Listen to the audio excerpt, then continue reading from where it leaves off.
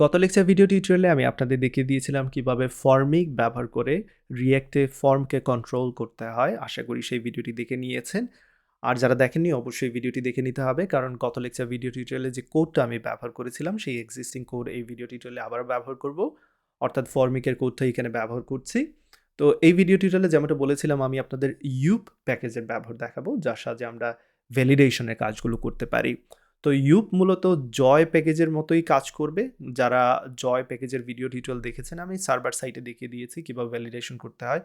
যারা দেখেননি কোনো সমস্যা নেই, এখানে সেটা বোঝাতে আমার একটা ইম্পর্টেন্ট না, বাট জানার জন্য বলে দিলাম। এটা মূলত যে আমাদের জয় প্যাকেজ রয়েছে সেটার উপর হেভিলি ইন্সপায়ার্ড, এখানে দেখতে পাচ্ছেন। সো ইউপ এনপিএম লিখে সার্চ দিলেই পেয়ে যাবেন, এখানে প্যাকেজ দেখতে পাচ্ছেন। উইকলি ডাউনলোড, খারাপ না, অনেক ডাউনলোড রয়েছে। তো চলুন আমরা দেখি এর সাহায্যে কীভাবে ভ্যালিডেশনের কাজ করতে হয়। প্রথমে আমি এখান থেকে কপি করে নিচ্ছি অ্যান্ড দেন আমার এটাকে ইনস্টল করতে হবে। সো আমার টার্মিনাল ওপেন করা আছে এবং আমি যে কাজটা করছি এখানে টার্মিনালটা ক্লোজ করে দিতে পারবো, সমস্যা নেই। আমি আরেকটি টার্মিনাল ওপেন করে নিয়েছি এইদিকে অ্যান্ড দেন এখানে প্যাকেজটাকে ইনস্টল করে নিচ্ছি npm i up। That's all. Package install করার পর কী কাজ করতে হবে সেটা এবার আমরা দেখবো। আমি এখান থেকে নিচের দিকে নিয়ে আসলাম, এটা দরকার নেই এই মুহূর্তে। তো প্যাকেজ ইনস্টল করার পর সেটাকে ইম্পোর্ট করতে হবে এবং ইম্পোর্টের পদ্ধতি এই যে দেখতে পাচ্ছেন এখানে রয়েছে। সো আমি এখান থেকে কপি করে নিচ্ছি, যেই জায়গায় ব্যবহার করবো সেখানে ইম্পোর্ট করে নিচ্ছি। তো এখানে একটা বিষয় নিশ্চয়ই খেয়াল করেছেন, আমাদের ইউজ স্টেট যেহেতু ব্যবহার করছি না, এখানে এটার দরকার নেই, আমরা ফর্মিক ব্যবহার করেছি। রাইট, ইউপ প্যাকেজ আমাদের ইনস্টল করা হয়ে গেছে। এবার এই ইউপ প্যাকেজ কিভাবে কাজ করে? ইউপ প্যাকেজ মূলত এখানে লক্ষণীয় বিষয় লক্ষ্য রাখবেন, আমরা কি করব, স্কিমা তৈরি করব ইউপ প্যাকেজের সাহায্যে। That's all. এবং এই স্কিমাকে ভ্যালিডেট করার জন্য ফর্মিকে অলরেডি ভ্যালিডেশন স্কিমা নামে একটি প্রপার্টি রয়েছে, আমরা সেটা ব্যবহার করতে পারবো। সো এই যে ভ্যালিডেশন স্কিমা, এই ভ্যালিডেশন স্কিমা কি করবে, স্কিমাকে ভ্যালিডেট করবে। এখন স্কিমাটা কি? স্কিমাটা হচ্ছে আপনি যে ডেটাগুলো নিয়ে কাজ করছেন তার একটা স্ট্রাকচার। সো চলুন আমরা সেই স্কিমা তৈরি করি ইউপের সাহায্যে। ইউপ ডট অবজেক্ট। সো এই যে আমি যা যা লিখছি এটা কিন্তু মুখস্থ কোনো কিছু নয়, আপনারা যদি ডকুমেন্টেশনে সার্চ দেন সাথে সাথে দেখতে পারবেন অলরেডি এখানে অনেক কিছু, এই যে ইউপ ডট অবজেক্ট দিয়ে নেম, এজ, ইমেল কীভাবে ভ্যালিডেট করতে সব কিছু দেওয়া আছে। সো জাস্ট বোঝার চেষ্টা করুন কী করছি। ভ্যালিডেশন স্কিমা নামে একটি প্রপার্টি রয়েছে ফর্মিকে, যেটা কিনা স্কিমাকে ভ্যালিডেট করতে পারে। এবার সেই স্কিমাটা আমরা তৈরি করছি। তো স্কিমাতে কী কী থাকে অবজেক্ট আকারে বলে দিয়েছি। এখানে আমরা যে প্রপার্টিগুলো নিয়ে কাজ করতে যাচ্ছি, আমরা নেম নিয়ে কাজ করতে যাচ্ছি, দেন আমরা এখানে আমি দেখাতে যাচ্ছি আপনাদের ইমেল নিয়ে কাজ করতে যাচ্ছি, দেন আমরা পাসওয়ার্ড নিয়ে কাজ করতে যাচ্ছি। সো এই যে এইগুলোর একটা স্ট্রাকচার তৈরি করা হচ্ছে স্কিমা, যে এগুলোকে আমি কিভাবে চাচ্ছি সেটাই তৈরি করাটা হচ্ছে স্কিমা। তো চলুন আমরা কাজ শুরু করি। প্রথমে নেইমের জন্য নেইমে আমি বলে দিচ্ছি ইউপ প্যাকেজ থেকে ডট, লক্ষ্য রাখবেন যেটা আমি স্ট্রিং টাইপের চাচ্ছি। সো যে কেউ নেম দিতে পারবে এবং ডেফিনেটলি এটা স্ট্রিং টাইপের হতে হবে। সো এক্স্যাক্টলি সেম, আমরা এখানে নেম, ইমেল, পাসওয়ার্ড সবার জন্য এই কাজটা করব। বাট চলুন এক একে কাজ আমি একটা একটা করে শেষ করে নিই। দেন মিনিমাম কতগুলো ক্যারেক্টার চাচ্ছি, মিনিমাম আমি 2টি ক্যারেক্টার চাচ্ছি। দেন আমি এখানে বলে দিচ্ছি রিকোয়ার্ড। দ্যাটস অল, এই এতটুকু কাজ। এবার আমি যে কাজটা করবো আসলে এখানে আমি এখান থেকে এটা সরিয়ে কপি পেস্ট করে নিচ্ছি, email and finally password. So পাসওয়ার্ডের বেলায় আমি চাচ্ছিলাম যে মিনিমাম 6টি ক্যারেক্টার হবে, সেক্ষেত্রে এখানে মিনিমাম 6 দিয়ে দিচ্ছি। বাট ইমেলের বেলায় আসলে মিনিমাম 2 দেয় এখানে ডেফিনেটলি লজিক্যাল না, আমি জাস্ট চেক করবো এটা ইমেল কিনা। That's all. ইমেল নামে একটি ফাংশন রয়েছে এবং এটা চেক করবে যে এটা ইমেল কিনা। That's all. সো এই যে ভ্যালিডেশন, মিনিমাম একটা ভ্যালিডেশন করে নিলাম। বাট যখনই মিনিমাম 2টি ক্যারেক্টার আসবে সেক্ষেত্রে হয়তো আমি একটি মেসেজ দেখাতে চাচ্ছি। তো সেই জন্য কেউ যদি 2-এর মিনিমাম 2টি ক্যারেক্টার না দেয় সেক্ষেত্রে আমি এখানে একটা মেসেজ দেখাতে যাচ্ছি।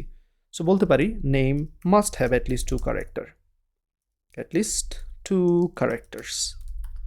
That's all. এক্স্যাক্টলি আমি এখান থেকে কপি করে নিচ্ছি এবং এইখানে মিনিমাম এটার ঠিক পরে বসিয়ে দিচ্ছি, যে বলে দিচ্ছি password must have at least 6 characters. That's all.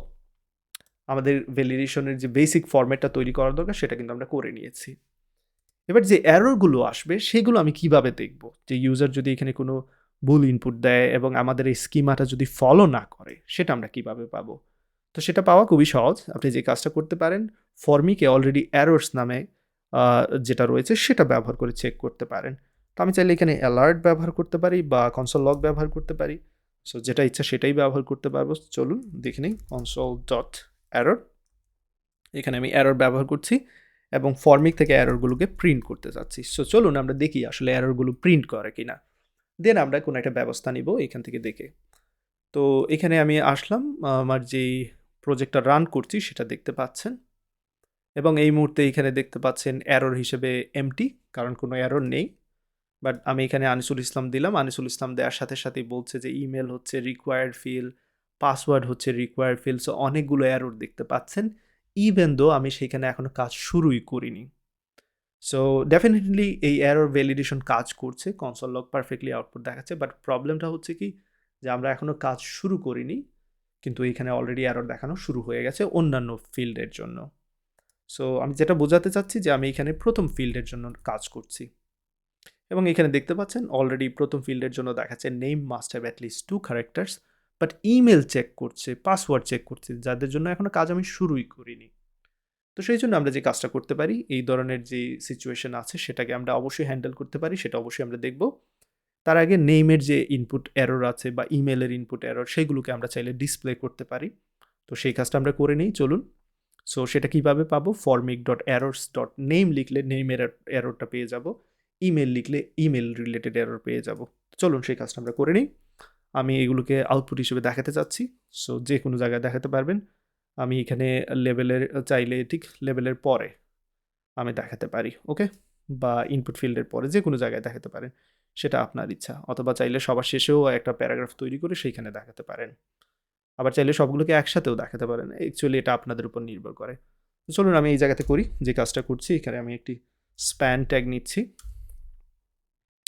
এবং এই স্প্যান ট্যাগের মধ্যে আমি কি করব, আমি আমার যে এররটা আছে সেটাকে আমি প্রিন্ট করতে চাচ্ছি।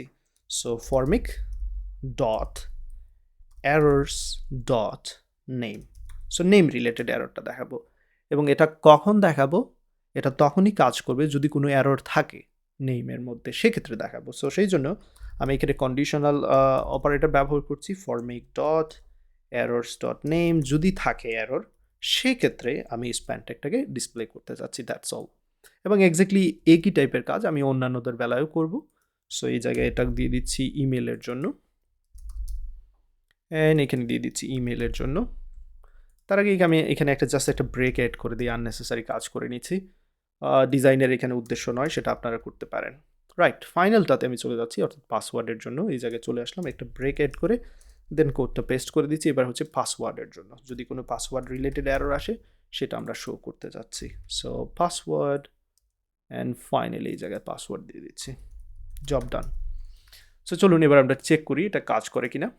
অলরেডি আমি যখন এখানে নেমে দিচ্ছি একটি ক্যারেক্টার সাথে সাথে অন্যান্যদের জন্য এরর দেখাচ্ছে, দেখতে পাচ্ছেন। তো বলেছিলাম এই জিনিসটা আমরা হ্যান্ডেল করতে চাচ্ছি। আরেকটা বিষয় যে এখানে যে এররগুলো দেখাচ্ছে এখানে ব্ল্যাক কালারে দেখাচ্ছে, এটলিস্ট আমি একটু স্টাইল দিয়ে দিই যাতে করে কালারটা আমি বুঝতে পারি যেটা এরর কিনা। সো এখানে আমি যে কাজটা করবো একটি স্টাইল অ্যাড করতে যাচ্ছি, colour red, that's all. So এই স্টাইলটা আমি সবার জন্য কপি করে নেব। আমি এইখানে আর কার জন্য কপি করব, এই জায়গায়। সো স্প্যান যত জায়গায় রয়েছে সবগুলো স্প্যানে এটা বসাচ্ছি স্টাইলটা, অ্যান্ড ফাইনালি এখানে বসিয়ে দিলাম। রাইট, তো ইনলাইন স্টাইল অবশ্যই রেকমেন্ডেড না, বাট আমি এখানে কুইকলি দেখানোর জন্য সেটা ব্যবহার করছি। অলরেডি দেখতে পাচ্ছেন এখানে যদি কোনো ইনপুট থাকে সাথে সাথে এখানে একটি ক্যারেক্টার দিয়েছি, সেই জন্য বলছে name must have at least 2 character. যখনই 2টি ক্যারেক্টার দিয়েছি এই এররটা তো চলে গিয়েছে, কিন্তু নিচেরগুলোতে এরর দেখাচ্ছে যেখানে আসলে কাজ শুরুই করিনি। তো আমি এখনও টাচই করিনি সেইগুলো। তো এই যে এগুলোকে কীভাবে হ্যান্ডেল করতে হবে, সেই জন্য যে কাজটা করতে হবে আমরা জাস্ট মেক শিওর করে নেব যে যদি টাচ করা হয় তাহলে এরর দেখাবে, দ্যাটস অল। সো এই জন্য আমাদের ফর্মিকে একটি অপশন রয়েছে যেটা কিনা টাচড, সো সেটা ব্যবহার করতে পারি। আমি বলে দিচ্ছি ফর্মিক ডট টাচড, যদি টাচ করা হয় name field then name related এররগুলো তুমি দেখাও। সো এক্স্যাক্টলি আমি আরেকটি কন্ডিশন অ্যাড করেছি। এবার চলুন এই কন্ডিশনটা আমি এখানেও অ্যাড করে দিচ্ছি।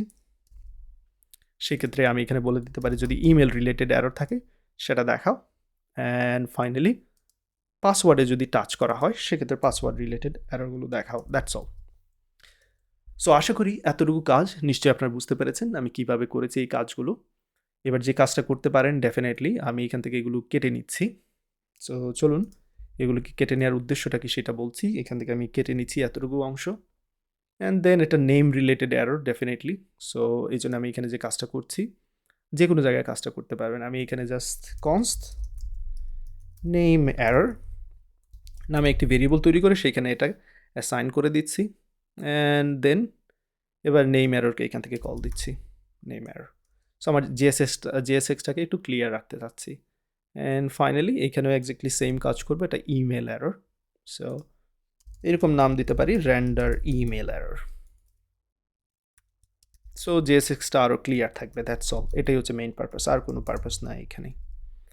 অ্যান্ড এখানে আমি রেন্ডার নেম এরর দিতে চাচ্ছি, রেন্ডার নেম এরর। চলুন নেমিংটা যেহেতু এখানে চেঞ্জ করেছি সেক্ষেত্রে এখানেও অ্যাডজাস্টমেন্ট করে নিই, render name error. And finally render email error. তো আরেকটা বাকি এখনো পাসওয়ার্ডের জন্য, সেটার কাজটাও করে নিই। এই জায়গা থেকে কেটে নিচ্ছি, উপরে চলে যাব, এখান থেকে একটা কপি পেস্ট করে নিচ্ছি, আমার জাস্ট নেমিংটা দরকার এবং এইখানে যা যা কোড আমি চেঞ্জ করে আমি এটা পাসওয়ার্ডের জন্য দিচ্ছি, এখানে দিচ্ছি পাসওয়ার্ড এরর।